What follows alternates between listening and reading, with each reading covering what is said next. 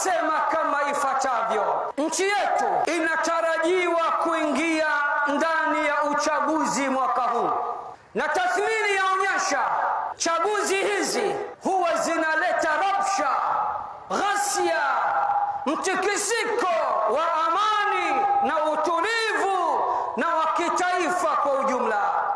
Wito wangu kwa Waislamu na Watanzania, sisi tustik na taifa, tusistik na watu.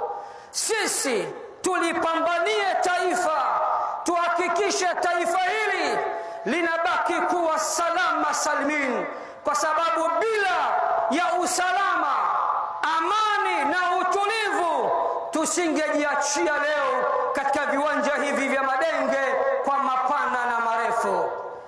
Tuliombee taifa letu kila la kheri, tuliombee taifa letu Allah aendelee kulilinda, liendelee kuwa taifa la amani, taifa la haki, taifa la usalama, taifa la utulivu, taifa la maelewano na mshikamano baina ya watu wake. Tuige sunna ya Nabii Ibrahim ambayo leo tunamwiga kuchinja, tumwige pia katika kuliombea taifa, kwa sababu Ibrahim alisema rabbi ij'al hadha albalada amina. Allah, ujalie mji wangu huu uwe ni mji wa amani.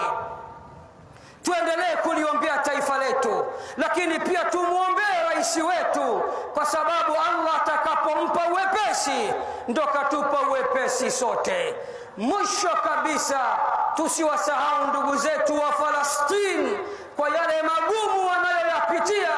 Miaka nenda miaka rudi, ulimwengu mwatelekeza, hakuna anayewatazama.